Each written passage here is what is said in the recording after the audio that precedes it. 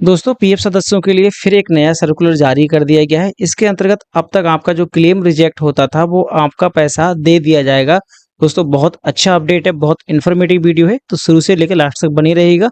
हमारे चैनल पर आप पहली बार आए हैं तो सब्सक्राइब कर लीजिएगा, फेसबुक पेज पर देख रहे हैं तो फॉलो कर लीजिएगा और आपको कोई भी समस्या हो तो आप हमें कमेंट में पूछ सकते हैं। अगर आप हमसे बात करना चाहते हैं तो इंस्टाग्राम आईडी का लिंक इस वीडियो के डिस्क्रिप्शन में दे रखा है, फॉलो करके मैसेज कीजिए।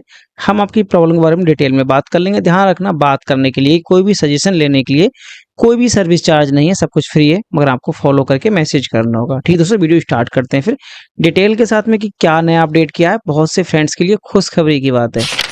तो दोस्तों अब तक आपके जो ऑलरेडी सेटल्ड करके आपके क्लेम रिजेक्ट होते थे उनके लिए है ये बहुत बड़ी खुशखबरी कि अब आपके ऑलरेडी सेटल्ड का जो पैसा था वो आप निकाल पाएंगे। तो क्या है सर्कुलर, तो बात कर लेते हैं डिटेल में इसके बारे में। दोस्तों है क्या, अभी आपका जो ऑप्शन है part payment for PF final settlement, इसके लिए एक नया सर्कुलर जारी किया है।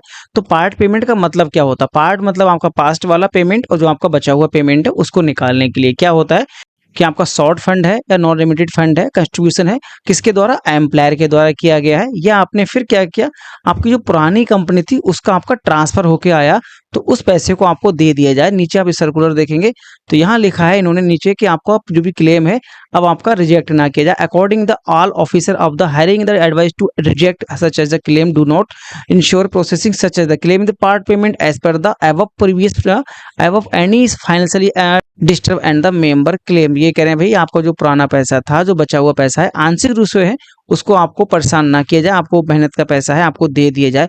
तो चलिए वास्ते बात करते हैं कि है क्या डिटेल में। ये दोस्तों होता क्या था, अब तक आप समझ लेंगे कि आपकी कोई कंपनी ए कंपनी है, ठीक है, आपने ए कंपनी में काम किया और आपने बी कंपनी में काम किया, ठीक है। तो आपने क्या किया, जब आपको इस कंपनी से आपको रिजाइन मारा तो आपने बी कंपनी से पैसा निकाल लिया, किसके द्वारा? फॉर्म 19 और फॉर्म 10C के द्वारा, ठीक है। जब आप इसके द्वारा पैसा निकाल लेंगे, किस कंपनी से?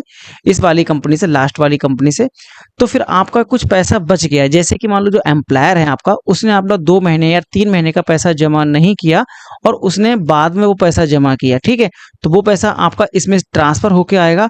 तो इस पैसे को वो पीएफ ऑफिस रिजेक्ट करते थे, किस लिए?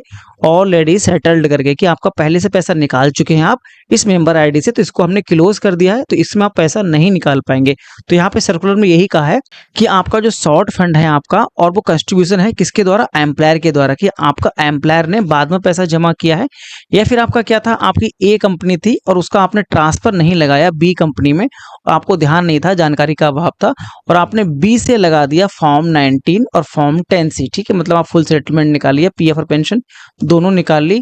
तो अब क्या है, आपको बाद में ध्यान आया कि अरे सर मेरे तो पैसा ए में भी पड़ा हुआ था, तो आपने बाद में ट्रांसफर लगाया और वो आपका बी अकाउंट में आ गया। तो इस पे आप जब क्लेम लगाते थे दोनों आपके रिजेक्ट होते थे।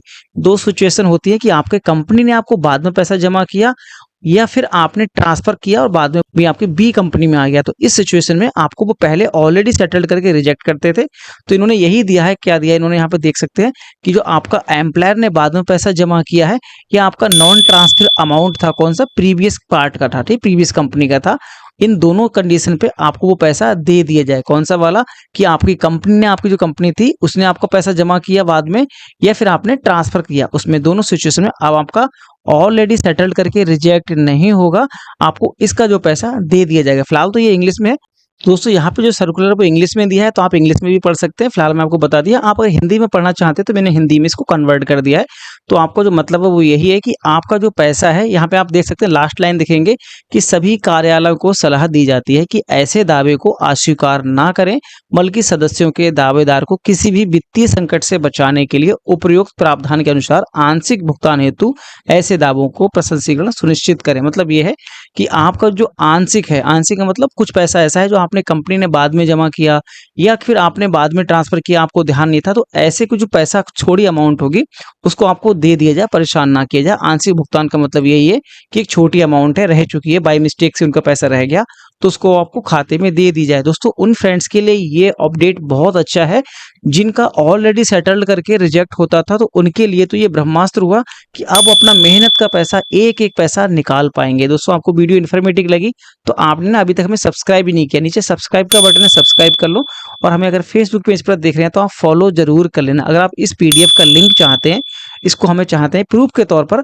तो आपको हमें कमेंट कर लेना, हम इसका पीडीएफ का लिंक आपको भेज देंगे, ठीक है। कहाँ पे? इंस्टाग्राम पर। दोस्तों आपको ध्यान रखना है, कभी-कभी अभी क्या होगा, अभी ये लेटेस्ट में आपको अपडेट मिला है, तो हो सकता है कि आपने अभी क्लेम लगाया तो आपका रिजेक्ट कर दें। तो आपको करना क्या होगा, उनको एक ग्रीवेंस डाल देना होगा। जैसे कि मान लो आपने क्या, अभी सर्कुलर आया 19 तारीख के लिए, ठीक है।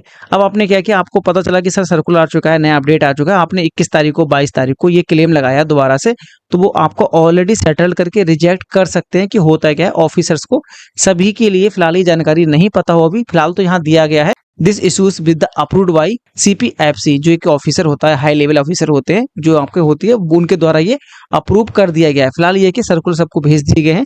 फिलहाल अगर उनमें से कुछ ऑफिसर्स ऐसे होंगे जिनको अभी जानकारी नहीं है, अगर आपको वो रिजेक्ट करते हैं तो फिर आपको करना क्या होगा, एक ग्रीवेंस लगाना है कि सर अब नया सर्कुलर आ चुका है। उसका लिंक का मैंने आपको इस पीडीएफ में अटैच कर दिया, आप उसको पढ़ सकते हैं। तो उसके द्वारा अब हम पार्ट पेमेंट का भी पैसा निकाल सकते हैं, तो जिससे उनको ये पता चल जाएगा कि हाँ भाई नया सर्कुलर आया है, तो आपका रिजेक्ट वो नहीं करेंगे। ये किस कंडीशन पे आपको ग्रीवेंस लगाना है, कि बाई मिस्टेक आपका अगर क्लेम दोबारा से भी रिजेक्ट करते हैं ऑलरेडी सेटल्ड करके, तो आप एक ग्रीवेंस लगाएंगे, उस ऑफिसर को बताएंगे तो ये पार्ट पेमेंट का भी ऑप्शन आ चुका है, आप जाग जाओ नींद से, नया अपडेट आ चुका है और हमारी प्रोसेस को जो पैसा है मेहनत का हमारे खाते में ट्रांसफर कर दो, ठीक है दोस्तों। फिर हम मिलते हैं नेक्स्ट इन्फॉर्मेटिव वीडियो के साथ। अगर आपने अभी यार सब्सक्राइब ना किया हो तो यार सब्सक्राइब कर लो, बिल्कुल फ्री है, आपको इन्फॉर्मेटिव वीडियो मिलती रहेगी। और आप हमसे बात करना चाहते हैं तो बात करने के लिए, कोई भी सजेशन लेने के लिए 10 पैसे का चार्ज नहीं है, आप हमसे बिल्कुल फ्री में बात कर सकते हैं। हमारा ऐसा कोई चैनल पे ऐसा कोई काम नहीं है, आप दूसरे चैनल पे जाएंगे आपको बात करने तक का, सजेशन तक का आपको पैसे लेंगे, तो हमारे चैनल पे ऐसा कुछ नहीं है। आप बात कीजिए, जितनी चाहे बात कीजिए, जितना चैट कीजिए, ठीक है, मगर एक लिमिट टाइम पे आपको थोड़े टाइम का वेट करना होगा। ऐसा नहीं कि आपने मैसेज किया विद इन आपको 10-15 मिनट में आएगा। हाँ, ये 24 घंटे के अंदर आपको रिप्लाई 101% मिल जाएगा। अगर आपको रिप्लाई नहीं मिलता है तो आप यहाँ पे आके कुछ भी बोलिएगा, हमें मंजूर होगा। फिर दोस्तों मिलते हैं नेक्स्ट वीडियो में। अब यार सब्सक्राइब जरूर कर लेना। Thanks for watching.